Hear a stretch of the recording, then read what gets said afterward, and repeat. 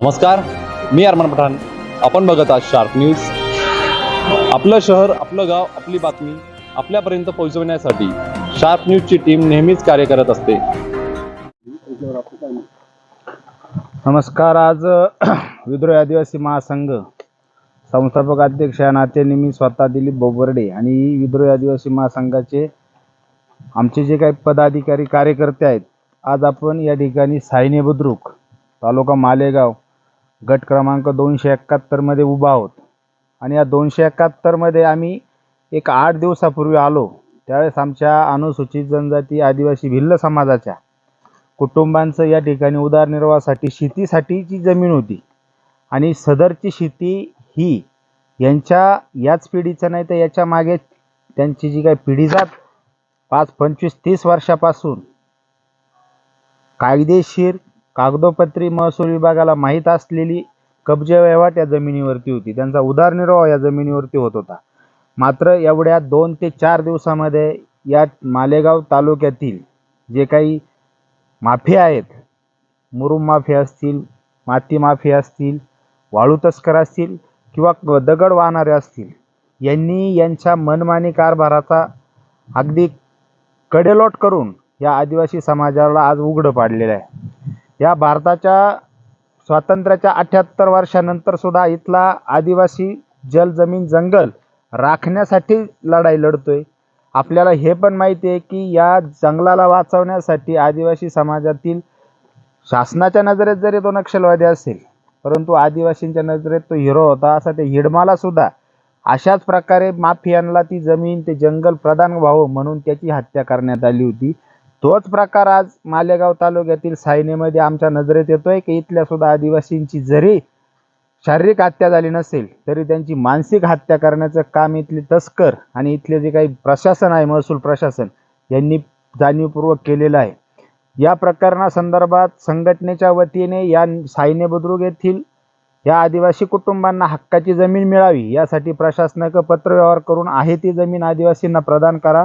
आणि या ठिकाणी सुरू असलेले जे बेकायदेशीर उत्खनन आहे, तिथून सुरू असलेले जे काही वाळू माती असेल, मुरुम असेल, याचं उत्खनन थांबवा आणि याची चौकशी करून दोषींवरती कारवाई करा असं आमचं निवेदन होतं.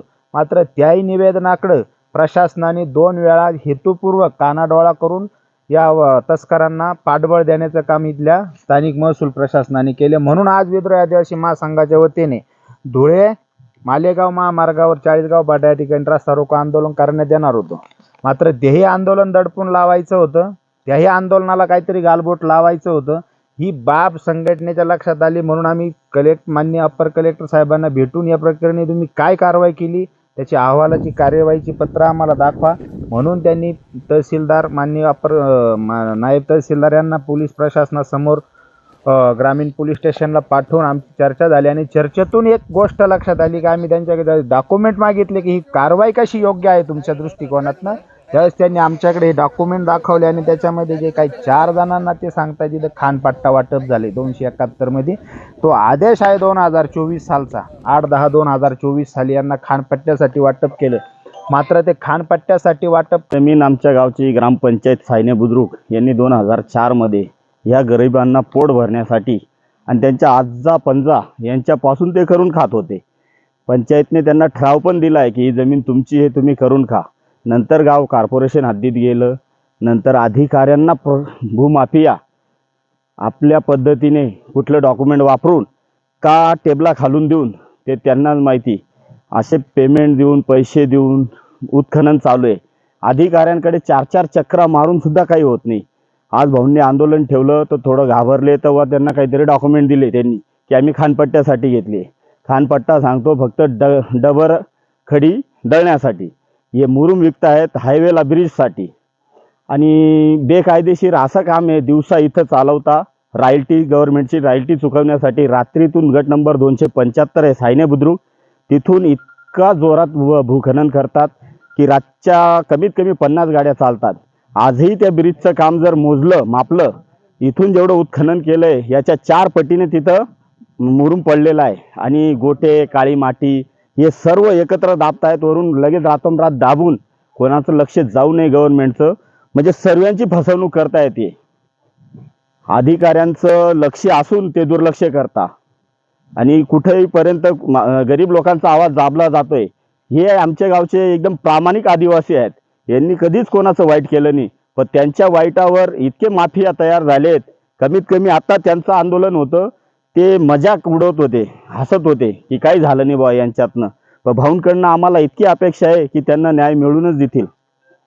ते सगळा माती मुरूम उपसून त्याची विक्री केली आणि 271 मध्ये आम्ही काहीच केलेलं नाही असा बनावगिरी असा बनाव त्यांनी केला. मात्र या सगळ्या नालायकपणाच्या याच्यामध्ये या सोनवण्यांची पूर्णपणे 18.5 एकर जमीन आज नायनाट झाली असं म्हणता येईल. ती चोरीला गेली त्यांच्या जमिनीत. आज कुठेही माती शिल्लक नाही, कुठेही मुरुमही शिल्लक नाही.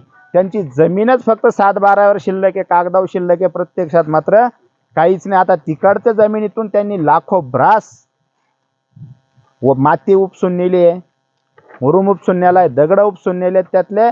आणि आता ते संपलंय म्हणून आता 271 वर सुरू केलंय.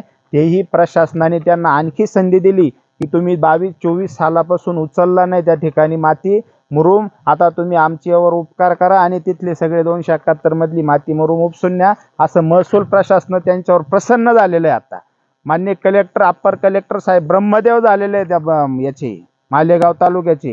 तहसीलदार इंद्र झालेत का काय माहीत नाही, पण ही चूक त्यांना नडेल. आणि या सगळ्या खानपट्टा धारकांवर विद्रोही आदिवासी महासंघाच्या वतीने आम्ही गेल्या 2च दिवसामध्ये या सोनवण्यांच्या खाजगी जमिनीतून जो माती उपसा मुरुम उपसा करून त्याची विक्री केली, त्याची पंचनामा करून चौकशी करून त्या सगळ्यांवरती लाखो ब्रास इथून जे बेकायदेशीर उत्खनन झालं, या माणसाचं जे नुकसान झालंय त्याची नुकसान भरपाई प्रशासनाकडून आणि या तस्करांकडून करून घेणार. आणि या 271 मध्ये आता तुम्ही उघड्या डोळ्याने बघितलं असेल की कुठेही माती म्हणून शिल्लक ठेवलेली नाही. या सगळ्यांवर खानपट्टाची जी काही लायसन होतं त्यांचं ते लेप झालेलं आहे 2024 सालीच. त्यानंतर 2 वर्षानंतर यांनी या ठिकाणी बेकायदेशीरपणे काम सुरू केलंय. यांच्यावर बी गुन्हे दाखल करणार आणि यांना मदत करणाऱ्या महसूल प्रशासनातले जे संबंधित अधिकारी असतील या सर्वांवरती गुन्हे दाखल करणाऱ्या 2 दिवसामध्ये. आजचा रास्ता रोको आंदोलन आम्ही फक्त शांततेच्या मार्गाने आमच्या हातात कागद पडाव म्हणून घेतलेलं होतं. मात्र आता आमच्या हातामध्ये सगळ्या गोष्टी या तस्करांचा सगळा बायोडाटाच आमच्या हातामध्ये आलेला आहे. तर ह्या सगळ्या वाळू तस्कर, या सगळ्या मुरुम तस्कर असतील, दगड तस्कर असतील, माती तस्कर असतील, या सर्वांना आता आदिवासी काय करू शकतात आणि आदिवासींच्या वाट्याला गेल्यानंतर काय होऊ शकतं याची जाणीव या तस्करांसह प्रशासनाला करून दिल्याशिवाय विद्रोही आदिवासी महासंघ शांत बसणार नाही.